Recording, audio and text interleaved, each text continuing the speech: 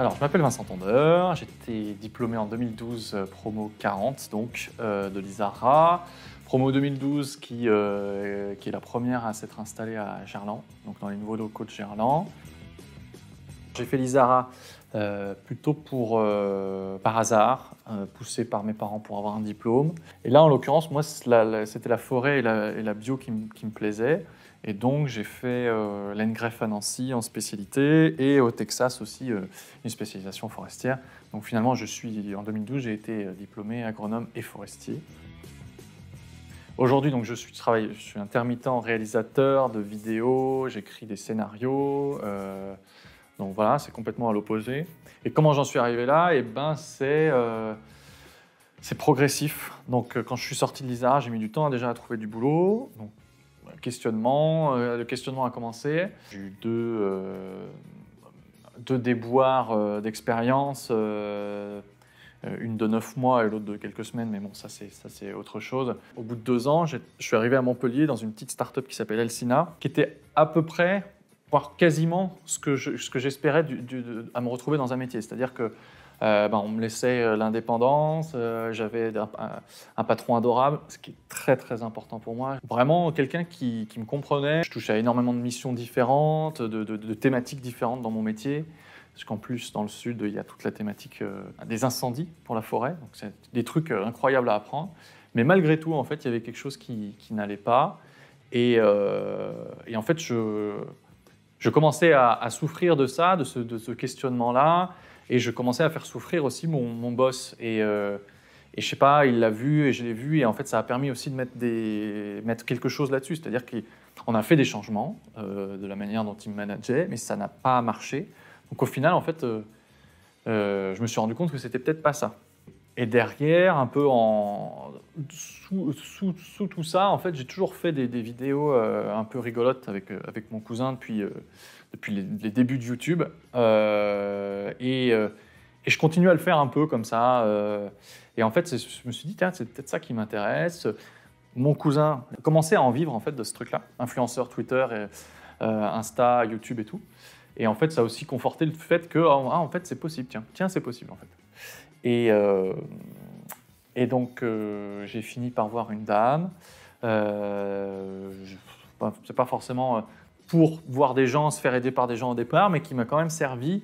Parce qu'elle m'a dit, en fait, si tu fais pas un virement professionnel, un virage professionnel pour tester, là, c'est la période effectivement où j'avais 26, 27 ans, où j'avais encore la pêche. Et surtout, si plus tard je ne l'ai pas fait, je le regretterais et ça serait encore plus terrible. Et en plus, elle m'a démontré que j'étais impatient, même si je le savais un peu, que j'étais très fâché avec les règles, avec la loi, avec tout ce qui est carré, malgré le fait que je sois ingénieur. Et du coup, la forêt, qui est quelque chose sur 80 ans, très long, ça ne marchait pas pour moi. La lourdeur administrative, institutionnelle, les gens aussi qui gravitent dans ce monde-là, qui sont des fois un peu d'une ancienne génération et qu'il faut changer, les mentalités, des trucs, beaucoup de choses beaucoup de freins qui faisaient que je me suis rendu compte que je n'avais pas la patience pour ce truc-là. Je ne voulais pas investir cette énergie-là. Et un concours de circonstances a fait que j'ai dû remonter à Lyon pour suivre ma femme qui a créé son entreprise à Lyon. Et en fait, j'étais en partenariat d'écriture avec les deux frères avec qui je travaille aujourd'hui.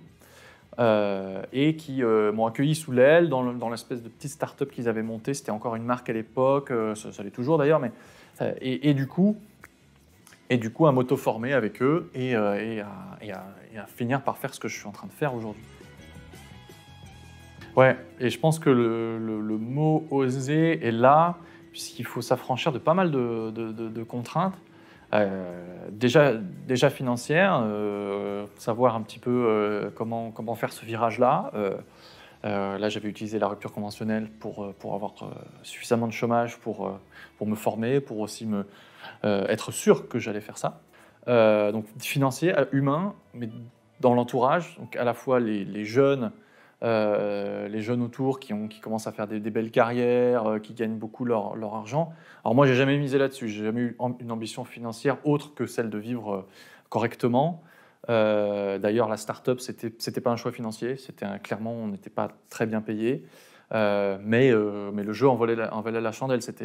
Il y avait d'autres valeurs en fait à ce job. Donc s'affranchir des jugements entre guillemets de nos collègues sortant d'école, qui commencent à faire des belles carrières, qui ont des beaux jobs, des belles rémunérations. Et oui, il y a aussi un truc qu'il faut gérer, c'est la culpabilité vis-à-vis de ses parents, vis-à-vis de je sais pas qui vous a payé vos études. C'est un truc qui est pas facile à porter au départ. En fait, il y a un jugement qui est là et qui fait qui nous tire pas forcément vers le haut et qui nous pousse pas forcément à faire ce qu'on veut faire et qui pourtant on leur dit putain, je veux le faire avec le cœur, c'est là que j'ai envie d'aller, c'est là que je vais mettre toute mon énergie, je pense qu'à ça, mais on ne va pas t'encourager forcément. Avec la pédagogie et avec la pratique de ce qu'on fait, c'est-à-dire que maintenant que j'en vis et que j'en vis plutôt pas trop mal au bout de 5 ans, eh ben, on prouve à ces gens-là que ça marche et que du coup cette culpabilité s'efface. L'ingénieur ne disparaît pas comme ça c'est pas possible. Non, on reste ingénieur. Je pense que l'Isara déjà amène à une certaine adaptabilité. Si moi je devais dire un seul mot sur ce que m'a fourni l'Isara, c'est une forme d'être un caméléon. C'est-à-dire qu'on peut s'adapter à de multiples métiers. Et d'ailleurs, quand on regarde ce qu'offre l'Isara en termes de débouchés, ça reste très très large. Hein. Ça va du paysan jusqu'à PDG de Danone, j'en sais rien. Donc il y a énormément de débouchés. Et c'est la force de l'Isara. Et ça permet, et c'est ce que je veux faire entendre éventuellement aux gens qui nous écoutent, c'est que ça permet le changement. Moi, je me suis senti un peu plastique, force de proposition, même sur des milieux que je ne connaissais pas. Quand je discute avec des producteurs de films, etc., quand je leur dis que je suis scénariste et ingénieur, en fait, on est déjà un peu plus pris au sérieux, on a quand même une assise, et ce travail-là, en fait, on sait faire, on sait travailler déjà. Et ça c'est le gros point positif, c'est qu'on est capable de faire ce changement-là, largement. On est des ingénieurs, donc on saura a priori faire attention à ce que ce vers quoi on va sera stable pour nous. On ne va pas faire des choix fous, on n'a pas été formé à faire des choix fous, en fait. Donc ça aussi, c'est une force qu'on a. C'est-à-dire que moi, je laisse toujours maintenant ma signature ingénieur agronome et forestier, à côté d'un autre truc qui n'a rien à voir, réalisateur, monteur vidéo, scénariste, machin. Donc, parce que je trouve que ça peut apporter quelque chose, ça peut ouvrir aussi des discussions. Moi, l'ingénieur forestier, il n'a pas disparu, l'ingénieur agronome, il n'a pas disparu.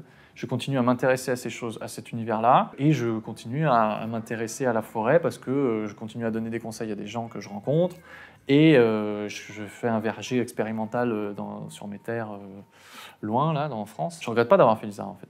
Et je ne regrette pas que mes parents aient payé l'Isara, quoi. Vraiment pas du tout. Ça a participé au choix que j'ai fait, à la manière dont je travaille aujourd'hui, et à plein de choses, aux copains que j'ai toujours. Voilà. Est-ce que je peux évoquer juste les dark side ? Je vais appeler ça du coup le côté obscur ce coup-ci. Alors, du coup, quand on me pose la question dans l'entourage ou même des gens que je rencontre, qu'est-ce que tu fais dans la vie ? Tout le monde est là, waouh, tu fais de la vidéo, des publicités, t'écris des scénarios. Moi, ce que je fais, j'ai de la compta, c'est de la merde. Non, déjà, c'est pas vrai. Et en plus, il y a des côtés obscurs, quoi.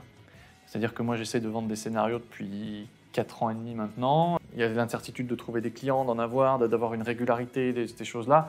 Donc, il y a un paquet de contraintes qui est à appréhender, en tout cas, ne serait-ce que quand on fait ce choix-là, même si on n'est pas forcément, on voit un peu que le bon côté des choses au moment où on vire, mais il y aura ça à gérer. Mais ce que je peux dire, moi, avec le recul, et j'en ai pas forcément autant que certains, c'est qu'en fait, on a plus d'énergie pour les affronter que quand on n'est pas forcément à l'endroit où on veut être. Quand on n'est pas à sa place, en fait, ça nous fait vraiment chier, ce genre de contraintes-là.